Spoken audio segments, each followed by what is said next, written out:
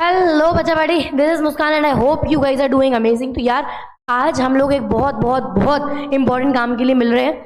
अच्छा, आप लोगों ने साल भर काफी तैयारी करी, राइट? एंड तैयारी सबने एक चीज के लिए करी थी, दैट वाज अब इस महीने में आने वाले एंट्रेंस, राइट? और इसमें सबसे पहला 12वीं जो क्लियर मतलब जो 12th पास है और जो अपना एंट्रेंस दे रहे हैं उसमें सबसे पहला पेपर आपका आने वाला है स्लैट का, that is Symbiosis, right? Symbiosis exam होने वाला है, फ्लैट का आपका पेपर आने वाला है। तो before you go for an exam, I believe कि my students are absolutely prepared, सारी नॉलेज ज्ञान सब बराबर है। बट एक बार आप स्लैट का पेपर देने जाने के पहले ये सेशन जरूर देख के जाना, because this is going to be very helpful for you. Ma'am, इस सेशन में हम लोग क्या करने वाले हैं? इस सेशन में हम लोग स्लैट से रिलेटेड पास्ट ईयर पेपर जो हमारे पास अवेलेबल है, वैसे 3 पास्ट ईयर पेपर सॉल्व करने वाले हैं legal related. But the major and the most important part is यहाँ पर बहुत ज्यादा टिपिकल क्वेश्चंस आपको बहुत देखने नहीं मिलेंगे, राइट? तो अगर आपने डिसेंट प्रैक्टिस करी है, डिसेंट कंसेप्ट आपको आते हैं, है ना, टॉट हो गया, कॉन्स्टिट्यूशन हो गया, क्राइम हो गया, इनके डिसेंट कंसेप्ट अगर आपको आते हैं तो I think we are good to go, then no concern would be there. ठीक है, आराम से आप सॉल्व कर पाओगे। तो आज एक एक क्वेश्चन हम लोग साथ में बैठ के सॉल्व करेंगे टू अंडरस्टैंड कि जो आंसर है उसके पीछे का लॉजिक क्या है। एंड अगर ऐसा कोई भी एक भी क्वेश्चन सिमिलर हमको पेपर में मिलता है तो we are prepared and we know कि इसका सूटेबल आंसर क्या हो सकता है। ठीक है, चलिए, तो जो लोग ऑलरेडी प्रिपरेशन कर चुके हैं, आपकी प्रिपरेशन फटाफट से एक 4 चांद लगा लेते हैं अपन लोग। ठीक है, and we will start with our question number 1। ठीक है, चलिए देखते हैं। A locks B inside a room, B has duplicate key, एक सेकंड रुकते हैं, हाँ जी। B has a duplicate key of the room, however A was not aware of it। ठीक है, सिंपल से फैक्ट है। A B को कमरे के अंदर बंद कर देता है। पहली बात तो ये करना अलाउड नहीं है क्योंकि हम सबका राइट है यहाँ से वहाँ घूमने का, राइट? तो आप फालतू में मुझको कमरे के अंदर बंद नहीं कर सकते हो, इररिस्पेक्टिव मेरे पास चाबी है या नहीं है। ठीक है, B in a panic mode forgets about the duplicate key। ठीक है, doesn't matter a lot। B remains locked for 3 hours after which A comes and opens the room। 3 घंटे बंद रहने के बाद ए फाइनली आगे कमरा खोलता है। B brings a suit against A which of the following is correct. पहली बात तो क्या बी ए के अगेंस्ट केस फाइल कर सकता है? पहले अपन यही आंसर देख लेते हैं, फिर ऑप्शन पे जाएंगे। ऑब्वियसली कर सकता है। रीजन बीइंग, क्यों कर सकता है? क्योंकि as I said the law clearly says कि आप किसी को अंदर बंद नहीं कर सकते। Wrongful confinement is not allowed, right? Even if you know, मतलब आपको जब मालूम है नहीं मालूम है डज नॉट मैटर, उसके पास चाबी है नहीं डज नॉट मैटर, आप उसको लॉक करके नहीं जा सकते। और इस केस में 3 घंटे के बाद कमरा या दरवाजा खोला गया। ठीक है, obviously we can file a suit against A, right? तो ऑप्शन हमारे पास क्या है? A is liable because he did not know B had duplicate key to the room। इससे कोई लेना देना ही नहीं है। A is not liable, A is not liable होगा नहीं, A is not liable होगा नहीं, A is liable as he acted against the law।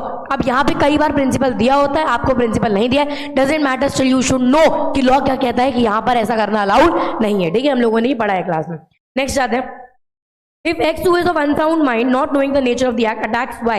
Here Y acts in self-defense and in order to escape the attack, hits him, thereby causing him hurt. Right? अब crime के case में हम लोगों ने पढ़ा है कि सेल्फ डिफेंस में करा हुआ कोई भी काम एक्सेप्शन के अंदर आ जाता है, राइट? क्योंकि तुम मुझे मारने आए, obviously I am going to defend myself, right? आप मुझे मारने, मैं अपने आप को डिफेंड करूंगी। उस डिफेंड करते दौरान अगर कुछ हो जाता है, इफ एनीथिंग हैपेंस, तो ये एक्सेप्शन के अंदर आ जाता है, राइट? तो क्या वो हर्ट के लिए लायबल होगा? अकॉर्डिंग टू मी बिल्कुल लायबल नहीं होगा क्योंकि काम सेल्फ डिफेंस में करा गया है। ठीक है, Y commit the offence of assault? बिल्कुल भी नहीं, क्योंकि बात भी यहाँ पे हर्ट की हो रही है। Y commit the offence of simple hurt? Y commit the offence of grievous hurt? कतई नहीं, क्योंकि एक्सेप्शन के अंदर आता है। So answer would be obviously D, Y is not liable for any offence. Reason being, क्यों लाइबल नहीं होगा? Because of self defence, right? चलिए नेक्स्ट क्वेश्चन में हम लोग पढ़ते हैं। Battery is the intentional application of physical force to another person to cause bodily harm. On the other hand, assault is an attempt और threat to do a corporeal hurt to another causing a reasonable apprehension. ये हम लोगों ने अभी recently class के अंदर किया है। असॉल्ट यानी कि किसी को डराना, बट वो डरना चाहिए। आप जब किसी को डरा रहे हो वो आदमी डरना चाहिए। एंड किसी के ऊपर फोर्स यूज करना इज योर बैटरी। इस केस में देखते हैं क्या हुआ। Samuel thought of playing a prank on his old friend Rita। Samuel went to the cafe where Rita worked and informed her in a frantic manner that her son Ken got involved in a fight with some strangers who have now ganged up to beat him with hockey sticks, right? मजाक कर रहा है कि भाई उसके बेटे के against लोग गैंग अप हो गए, उसको हॉकी से मारने वाले हैं। There was no truth in this statement. However, on hearing this, Rita suffered a nervous shock and gets seriously ill. क्या आपके डराने से वो डर गई? क्या उसके मन में फियर पैदा हुआ? आगे देखते हैं. She had to be immediately hospitalized. On her family had to incur medical expenses for her treatment and recovery. Based on the given fact, choose the appropriate answer. ठीक है. Samuel will be held liable for battery. Battery तो होगा नहीं क्योंकि force का इस्तेमाल हुआ नहीं है. Samuel will not be held liable for assault or battery. नहीं, ये आई डोंट बिलीव कि Samuel will not be held liable क्योंकि वो डरी तो है, राइट, डरी है तो असॉल्ट होना चाहिए. Samuel will not be held liable for assault or battery. ये भी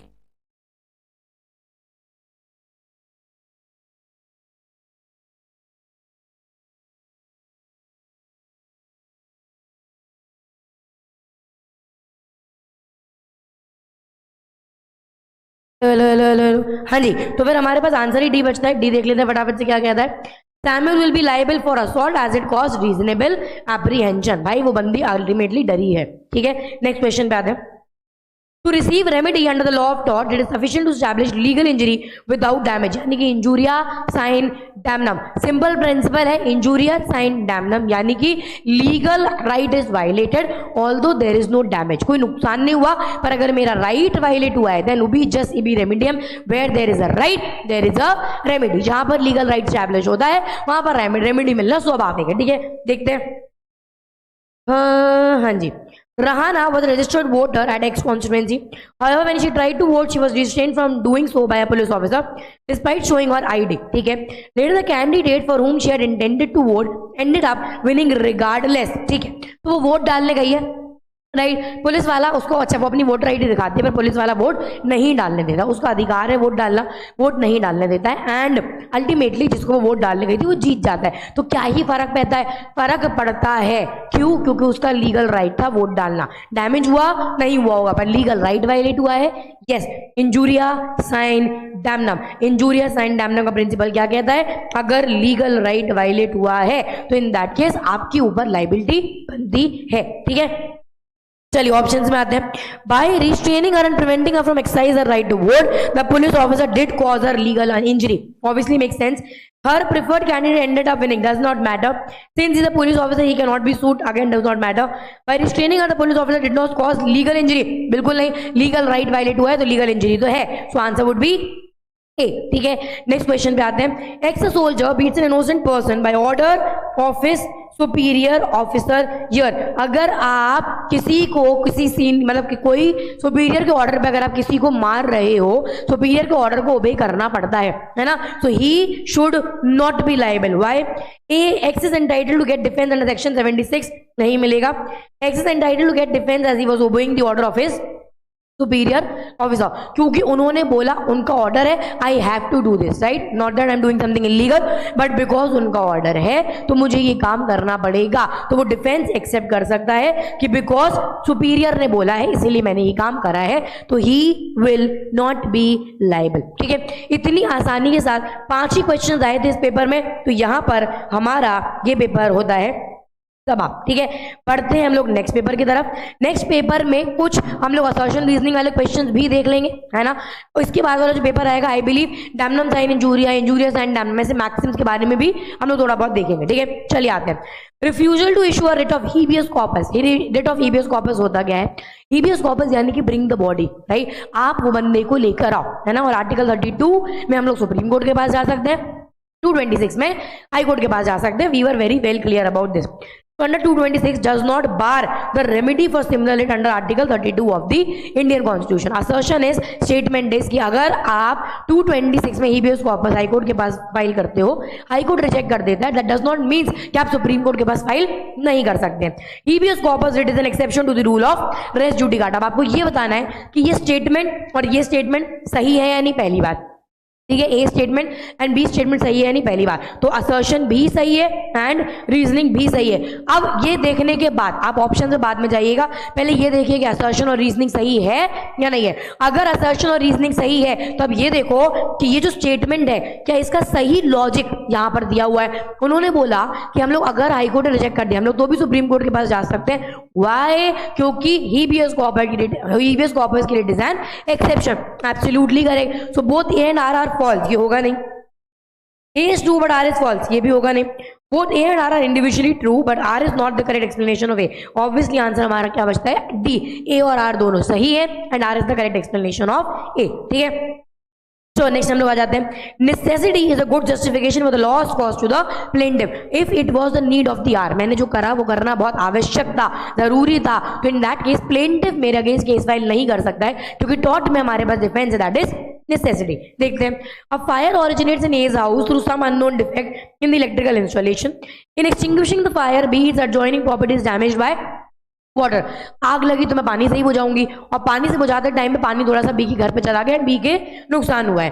B brings an action against A claiming damages for the damage caused to his property. भाई it was an act of necessity. आग लगी है तो मैं पानी तो डालूंगा, अब उसमें अगर कुछ हो गया तो हम तुमको नहीं देखेंगे, पहले हम ऑब्वियसली आग बुझाएंगे, है ना. तो नेसेसिटी है. B can not succeed since water is a natural thing and not hazardous. नहीं. B can succeed, it was his duty to take care of adjoining land. नहीं.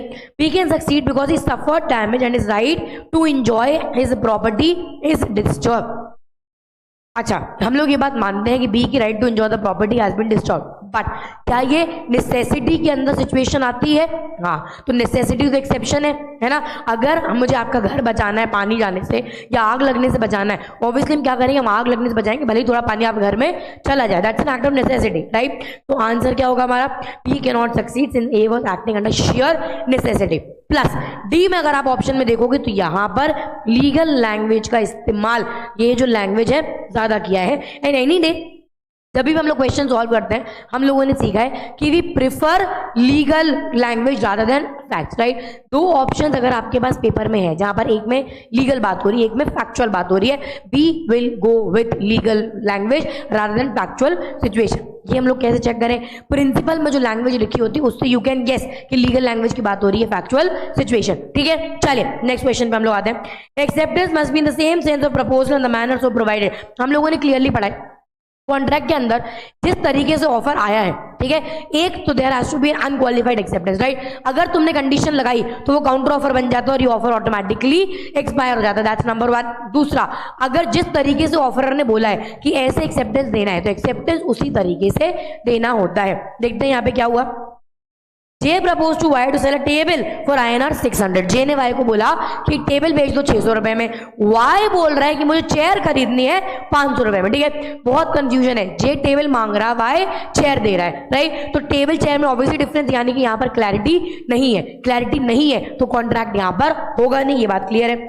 Y has accepted the proposal. कतई नहीं, कतई नहीं, क्योंकि बात ही clear नहीं है कि हो क्या रहा है, right. It is not clear whether Y accepted the same और नॉट. बिल्कुल नहीं भाई, बिल्कुल क्लियर है कि वाई ने कुछ एक्सेप्टेंस यहां पर नहीं दी है. Y has not accepted the proposal of J. It is not clear who has made the proposal to him. It is obviously clear who has made the proposal to him. तो answer हमारे पास बचता है C. Y has not accepted the proposal of J.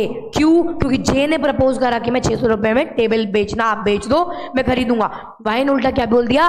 Chair, right. तो जो offer आपको करा गया उसके अगेंस्ट अगर आप कुछ बोलते हो तो बाय डिफॉल्ट आपका पहला वाला ऑफर एक्सपायर हो जाता है. ठीक है, ये हम लोगों ने कॉन्ट्रैक्ट में बहुत डिटेल में पढ़ा था. नेक्स्ट हम लोग आते हैं. A crime consists of two essential ingredients, obviously mens rea और actus rea. Mens rea यानी कि आपका मोटिव, आपकी इंटेंशन या आपका नॉलेज, एंड actus rea यानी कि आपकी guilty act, right. So always remember mains रिया के अंदर हमारा क्या आता है? मोटिव आता है, इंटेंशन आता है और हमारा नॉलेज आता है. ठीक है, चलिए. Riddhi, who has been absent from school for a week, goes to the library and takes away Sheena's notebook to make notes. She leaves a bed letter at the table for Sheena, mentioning that she is taking a notebook. तो वो जाती है, notebook उठाती है, वहां पर एक letter लग देती है कि मैं तुम्हारी नोटबुक लेकर जा रही हूँ और कल वापस कर दूंगी. ठीक है, शीना वो लेटर नहीं पढ़ती और इसके ऊपर इल्जाम लगा देती है चोरी का. ठीक है, थेफ्ट अंडर IPC. पर IPC के अंदर क्राइम होने के लिए क्या होना चाहिए? मेंस रिया, यानी कि इंटेंशन. इंटेंशनली जानबूझ के उसने करा है. आपको लग रहा है यहाँ पे उसकी इंटेंशन खराब है? नहीं. वाई? उसने प्रॉपर लॉजिक दिया है, लेटर दिया है कि भाई मैं आपको कल आपकी नोटबुक रिटर्न कर दूंगी, विच मीन्स उसकी इंटेंशन खराब नहीं है. तो क्योंकि मेंस रिया नहीं है, ये क्राइम नहीं माना जाएगा. No she didn't take it to keep it permanently. Again यहाँ फैक्ट्स की बात हो रही है तो ये होगा नहीं. Yes, it's a combination of actus rea and mens rea. बिल्कुल नहीं, क्योंकि यहाँ पर गिल्टी माइंड है ही नहीं. Yes, she took it away without Sheena's permission, but she left a letter there. तो इंटेंशन अगेन फुलफिल नहीं हो रही है. No, even though she took it, but there was no malified intention और mens rea on her part. क्योंकि यहाँ पर mains rea नहीं है, कोई भी गिल्टी इंटेंशन नहीं है, इसलिए the lady would not be liable. ठीक है, ऑल्दो वो लेके गई, वो लेटर छोड़ के गई, इंटेंशन खराब नहीं है, the lady would not be liable. Next हम लोग आते हैं, Manu, an APSRTC bus driver, finds himself in a situation where he has no other option but to run over a cafe full of people in order to avoid taking a turn and runs over a biker। ठीक है, अब यहाँ पे बहुत सारे लोग हैं, ठीक है, इनको बचाने के लिए मेरे पास कोई ऑप्शन नहीं, मुझे टर्न लेना पड़ेगा, एंड टर्न लेता है इनको बचाने के लिए मैं ना बाइकर के ऊपर बाइक अपनी बस चढ़ गई। ठीक है, तो biker dies on the spot, is the bus driver liable? Again अब आप समझिए, यहाँ पर इतने सारे लोगों को बचाने के लिए उसने वो टर्न लिया है ना। अब अगर हमें चूज करना होगा एक बंदा या 80 बंदे, ऑब्वियसली हम 80 बंदों को चूज करेंगे, और एक पे अगर कुछ होता भी है तो I will take the call, right? That means bus driver is not liable, क्योंकि उस टाइम पे मजबूरी थी, है ना। Bus driver is not liable because killing a single biker is better than killing more people inside the cafe. सही बात है, बट ये फैक्ट है, ये क्या है? फैक्ट है। बस ड्राइवर इज लायबल होगा नहीं, क्योंकि हमारा आंसर क्या है? Not liable. तो हमारा बी भी ऑप्शन नहीं होगा, हमारा सी भी ऑप्शन नहीं होगा, क्योंकि वो ही बोल रहा है लायबल है। तो आंसर हमारा क्या बचता है? D, the bus driver is not liable because through his actions he had no mens rea। अब यहां पर बात हो रही है लॉ की, राइट? यहां पर बात हो रही लीगल, यहां पे लॉ की बात हो रही है, तो आंसर हमारा क्या होगा? डन। नेक्स्ट आते हैं, mister Sam had a black Labrador 5 years old. One fine day he left his dog unattended. Meanwhile Bruno was Mr. Sam's neighbor, started throwing stones at Justice। ठीक है, Justice कुत्ते का नाम है, ठीक है। Justice got furious and started running। As a result, a woman and a child were in danger. A policeman saw the situation and came to save the women and child। तो I hope we understand the situation। Justice एक 5 साल का black Labrador कुत्ता है, ठीक है, बगल में एक बच्चा रहता है जो बार बार जस्टिस को पत्थर फेंक रहा था। जस्टिस इरिटेट होकर बाहर भागता है, और क्योंकि वो इरिटेटेड है तो एक औरत और बच्चा आ रहा था उस पर, मतलब उनमें भौंकना शुरू करता है, अटैक करना शुरू करता है, because of which they are in danger. Policeman जब ये चीज देखता है तो इन दैट केस, जब पुलिसमैन को दिखा कि भाई ये बंदा डेंजर में है, तो policeman in that case is ready to interfere, right? कि मैं इंटरफेयर करूंगा। डन। आगे देखते हैं क्या लिखा हुआ है।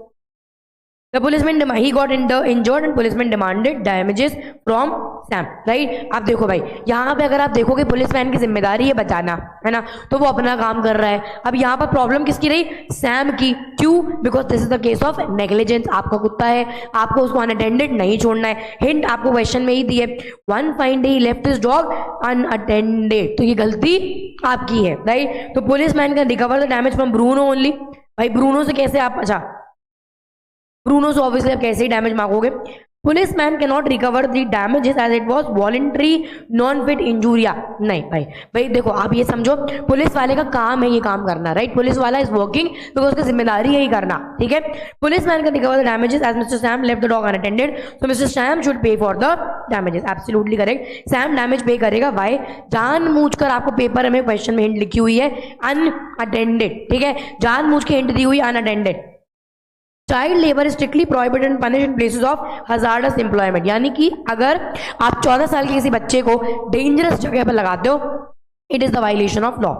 राजू 12 years old, यानी कि चाइल्ड है, was the only child of his parents, ठीक है। They both were daily wage earners. One day they both fell ill and there was nothing to eat at their home, ठीक है। Raju asked the nearby factory owner Ramesh bhai having a firecrackers manufacturing unit to provide work at his factory। So in short, Raju is now working पटाखों वाली factory में। पटाखों वाली factory hazardous होती है, तो राजू का एम्प्लॉयमेंट वहां पर वैलिड है? Obviously not, it is absolutely invalid. तो फैक्ट्री का जो ओनर है वो लायबल होगा, बिल्कुल होगा।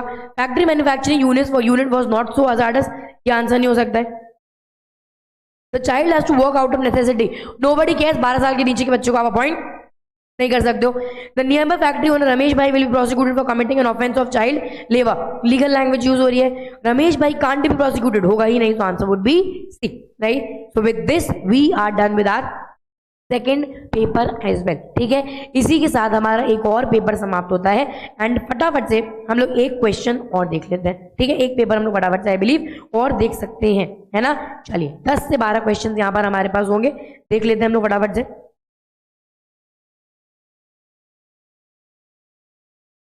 Just a second guys, हाँ जी, चलिए।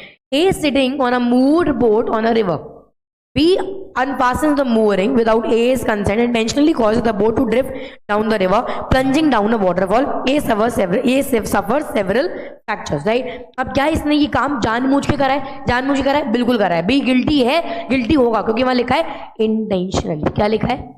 इंटेंशनली उसने वो काम करा। मेंसरिया है देखते हैं। B is guilty of committing the offence, हो सकता है B is guilty of committing the offences of voluntary causing hurt and criminal force, ठीक है। B is guilty of committing the offence of criminal force only, नहीं।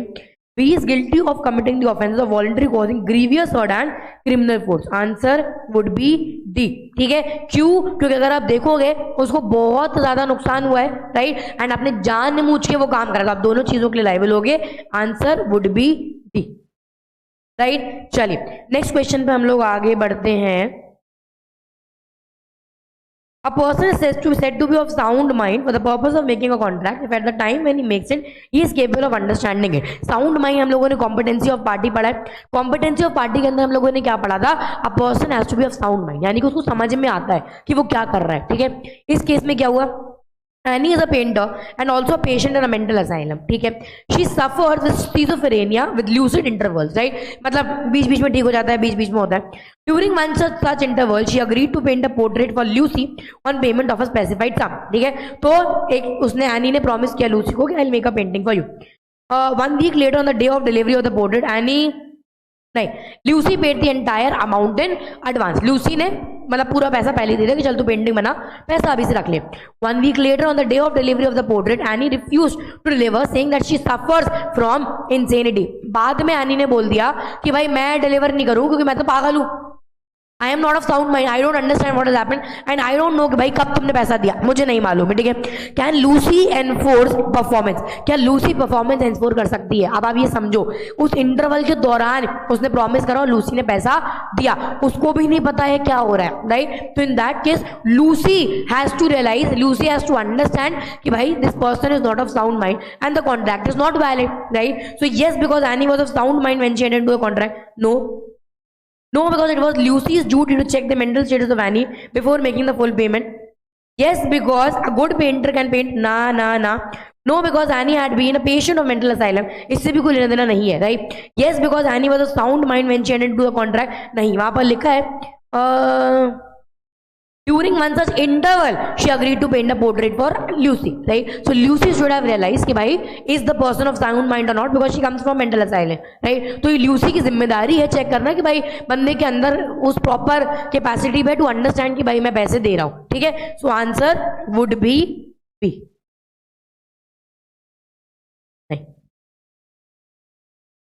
अभी थोड़ा सा time है, 8 बजे तक तो है, अभी टाइम है। A fire broke out in Mr. Rathor's farm. Mr. Rathor believed that he was entitled to free services of Goodwill Fire Brigade services and therefore he called for the service. उनको ऐसा लगता है, अच्छा किसी के लगने ना लगने से कोई फर्क नहीं पड़ता है, प्लीज अंडरस्टैंड दैट, ठीक है। किसी के लगने या ना लगने से कोई भी फर्क नहीं पड़ता है, ठीक है। The fire brigade could put out the fire. It then turned out to Mr. Rathor's farm was not within the free service area specified by the brigade service. In furtherance of the same, Goodwill Services claimed remuneration for the services in this case. Mr. Rathor is not liable to pay because breaking of fire was not under his control. देखो भाई ये तो हो ही नहीं सकता है ना, logic ही नहीं बन रहा है इस आंसर को कुछ। आप कभी भी देखना 2 ऑप्शन ऐसे होंगे जिनका कोई लॉजिक नहीं बैठ रहा है, ठीक है। Mr. Rathor is liable to pay because there was an implied contact between him and Goodwill Services. हो सकता है, आगे ऑप्शन और पढ़ लेते हैं। Mr. Rathor should have been informed by Goodwill Services prior to starting of the task and therefore Mr. Rathor is not liable to pay. C does not sound that suitable. Mr. Rathor is not liable to pay because there was no consensus ad ideum. नहीं, when आपने जब उनकी services ली by default it is presumed अगर आप किसी की service ले रहे हो तो आप पे करोगे। तो by default हमारा आंसर क्या बचता है यहाँ पर? ऑप्शन वुड बी बी, ठीक है। इनको पैसा भरना पड़ेगा। चल नेक्स्ट क्वेश्चन पे हम लोग आते हैं, क्वेश्चन नंबर 34, ठीक है। हाँ जी, communication of proposal is complete when it comes to the knowledge of the person to whom it is made. यानी कि मैंने अगर आपको कुछ बोला तो जैसे ही वो आपकी नॉलेज में आए इट इज कंप्लीटेड, ठीक है। Communication of acceptance is complete when it is complete as against the proposer when it is put in a course of transmission to him so as to be out of the power of the acceptor. तो आपने मुझे acceptance दिया, acceptance आपकी तरफ से कब complete हो जाएगी, जब आपने एक्सेप्टेंस डाल दी। तो आपने एक्सेप्टेंस डाली, आपकी तरफ से एक्सेप्टेंस कंप्लीट हो गई है। Communication of acceptance is complete as against the acceptor when it comes to the knowledge of the proposer. ठीक है, आपके अगेंस्ट एक्सेप्टेंस कब होगी, जब मेरे पास मुझे उसके बारे में पता चल गया कि the letter has been given. ठीक है, तो प्रपोजल कब होगा, जब आप तक पहुंच गया। आपकी तरफ से एक्सेप्टेंस कब होगा, जब आपने वहां पे डाल दिया। और मेरे लिए आपका एक्सेप्टेंस कब जमाना जाएगा, जब मेरे पास उस बात की नॉलेज आ गई है। ठीक है, चलो। ए सेंड्स अ लेटर ऑन 5 अप्रैल 2019। ए ने एक लेटर भेजा दोनों, बी को भी और सी को भी, कि वो अपना घर 50 लाख रुपए में बेचना चाहता है। बी ने इमीडिएटली लेटर लिया और 6 अप्रैल 2019 को ही लेटर एक्सेप्टिंग मतलब पोस्ट कर दिया। ठीक है, इनकी तरफ से एक्सेप्टेंस डल गया। However due to delay in postal service C receive the letter on 7 April. ठीक है, तो भाई ए ने तो यहां पर डाल दिया, बट सी को लेटर कब मिला है, सी को लेटर कब मिला है, नहीं एक सेकंड रुक जाओ।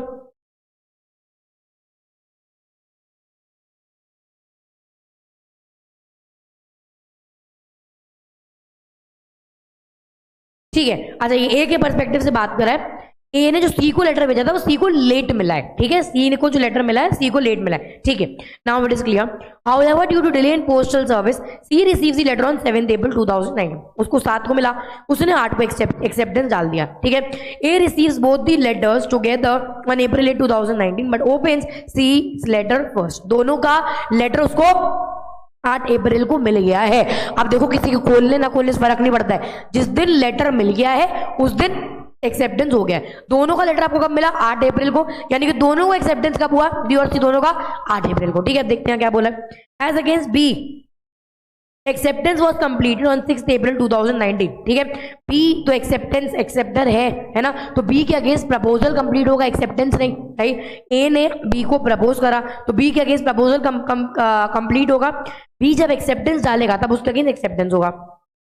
As against A, acceptance for both B and C was complete on 8 April 2019. Why? क्योंकि दोनों का लेटर प्रपोजर के पास कब आया, थर्ड प्रिंसिपल पढ़ो, दोनों का लेटर दोनों का प्रपोजल कब आया, ऑन 8 अप्रैल। तो कब हुआ, 8 अप्रैल। उस हिसाब से आंसर बी होना चाहिए।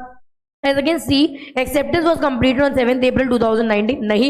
As against C, acceptance was completed on 8 April 2019. जी नहीं, आंसर वुड बी बी। ठीक है, क्योंकि दोनों का लेटर कब आया, 8 अप्रैल 2019। डन, ये था हमारा क्वेश्चन नंबर 34। नेक्स्ट हम लोग जाते हैं 35। Act of God as a valid defence to the rule of strict liability signifies an act of supernatural power. Act of God का मतलब क्या होता है, भगवान की वजह से हुआ कुछ। राइट, भगवान की वजह से अगर कुछ होता है उसको हम लोग कहते हैं एक्ट ऑफ गॉड। चलिए, in order to convert a proposal into promise acceptance must be absolute and unqualified. Just अपन लोगों ने प्रिंसिपल डिस्कस करा, जैसा ऑफर दिया वैसे एक्सेप्टेंस आना चाहिए। Nitin wanted to sell his house, Ramesh showed interest and enquire about the asking price. Nitin ने बोला 50 लाख, रमेश ने बोला 45 लाख। तो नितिन यहां से बोल रहा है 50 लाख, रमेश बोला 45 लाख। द मोमेंट यू से 45 lakh this offer is expired. ठीक है, इसने नितिन ने ये फ्लैट किसी और को बेच दिया 50 लाख रुपए में। रमेश बोल रहा है कि हमारा कॉन्ट्रैक्ट था, हुआ ही नहीं, क्योंकि the moment you gave the offer back, आपने एक्सेप्टेंस नहीं दिया, ऑफर दिया, ये ऑफर आपका रिजेक्ट हो गया। अब आपका ये ऑफर बन गया है और इस ऑफर के अगेंस्ट एक्सेप्टेंस कभी आया ही नहीं। राइट, आपने रमेश ने जो ऑफर दिया, नितिन ने कभी एक्सेप्टेंस दिया ही नहीं, तो Nitin is not liable, absolutely not liable. Right, देखते हैं। Nitin was bound to sell his house, बिल्कुल नहीं। Ramesh has accepted Nitin offer to sell the house, बिल्कुल नहीं। Nitin has breached the promise, नहीं। Nitin was not bound to sell this house to Ramesh, answer would be D. Nitin क्यों बेचे, है ना भाई, नितिन क्यों बेचे, जब आपने काउंटर ऑफर दे दिया तो मेरा ऑफर तो एनी विच वेज एक्सपायर हो गया। नेक्स्ट क्वेश्चन पे आते हैं। MC Mehta versus Union of India के अंदर कौन सा प्रिंसिपल आया था, यहां पर आया था हमारा absolute liability. So answer would be D.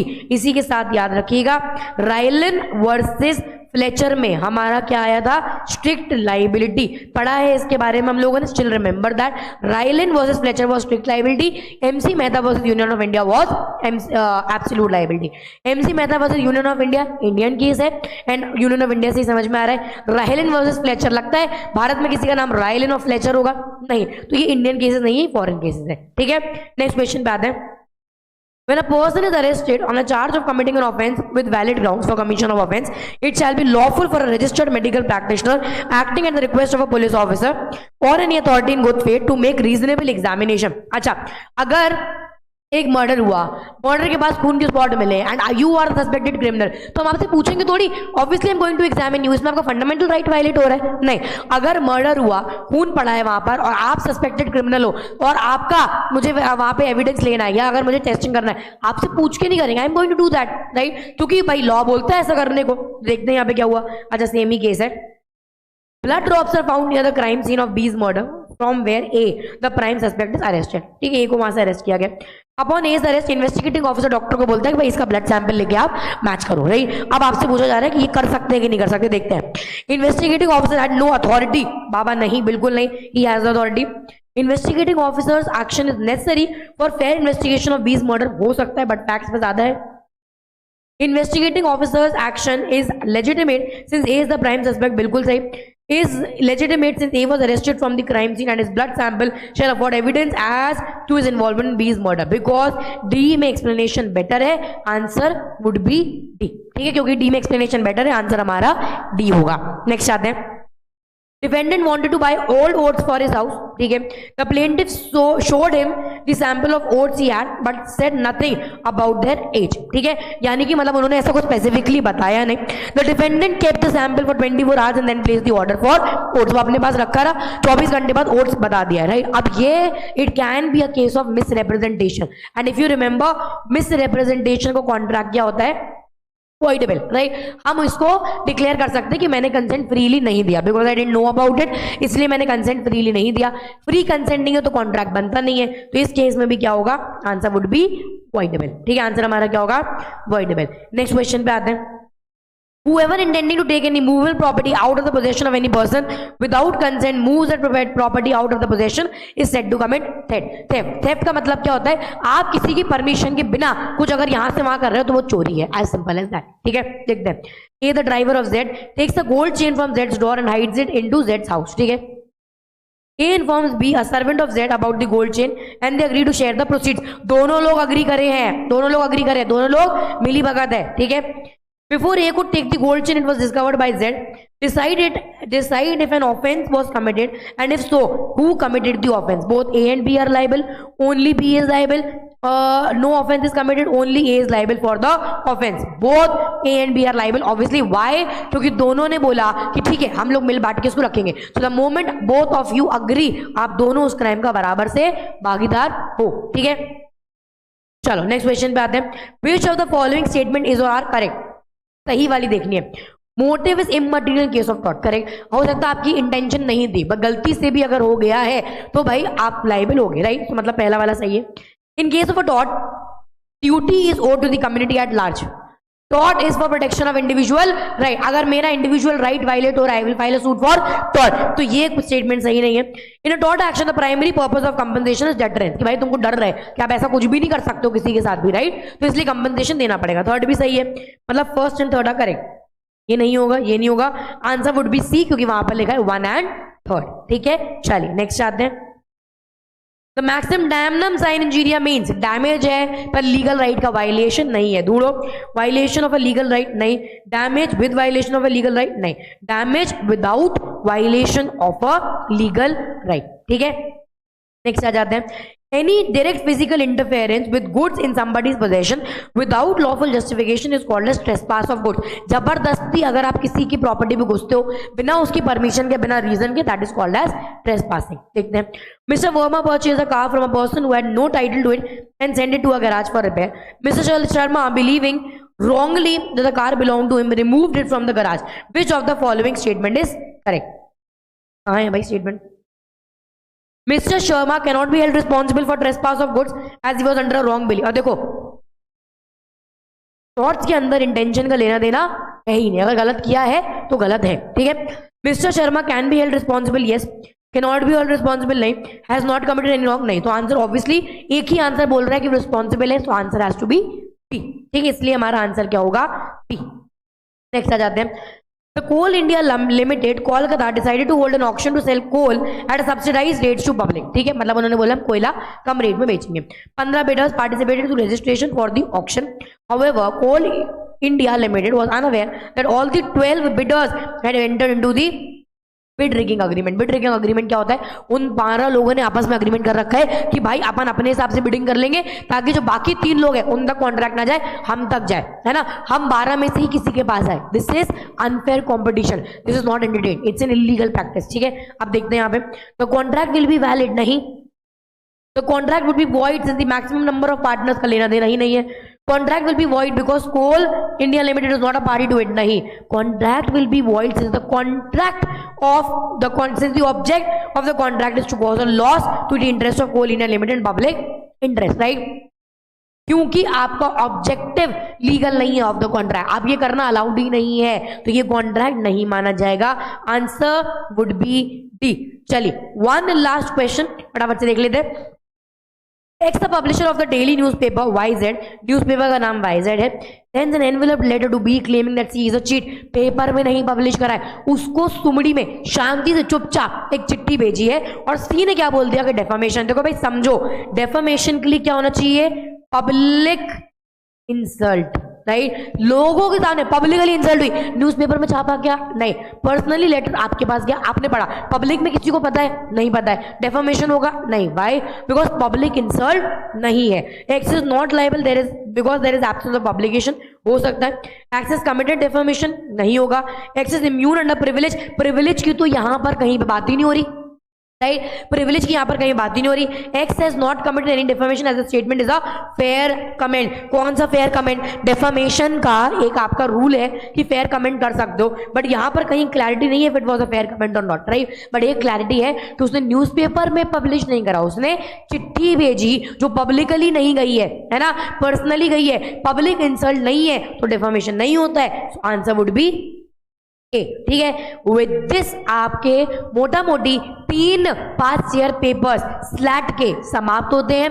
अगर आपने इस वीडियो को अंत तक यहां पर देखा है, I am very sure that now you are 200% prepared with your exam, है ना, कुछ नहीं करना है। अगर ये आपको आता है तो बस एक बार प्रिंसिपल सारे रिवाइज कर लो, चोरी क्या होती है, डकैती क्या होती है, एक्सटॉर्शन क्या होता है, रॉबरी क्या होता है, फंडामेंटल राइट्स क्या है, रिट्स हमारे पास कौन सी है, क्राइम अपन लोगों ने बात कर ही ली है, टॉर्ट्स में नेग्लिजेंस क्या है, डेफामेशन कब माना जाता है कब नहीं माना जाता है, डिफेंस क्या है टॉर्ट्स के, कॉन्ट्रैक्ट में legality of object, legality of consideration, free consent, competency of party, major questions इनके ऊपर ही आते हैं। ठीक है, तो अगर कोई बच्चा है जो अंत में इसको देख रहा है, एटलीस्ट जो टॉपिक्स हमने आपको बोले, मेक श्योर आप एटलीस्ट इतने टॉपिक पढ़कर जाए। ठीक है, I hope your exam goes very well, very fine, फटाफट से स्टार्टिंग एग्जाम देकर आओ। आई होप ये बहुत प्यारा जाएगा, एकदम बोलू जाएगा, एकदम relax, give your exam and all the very best for exam.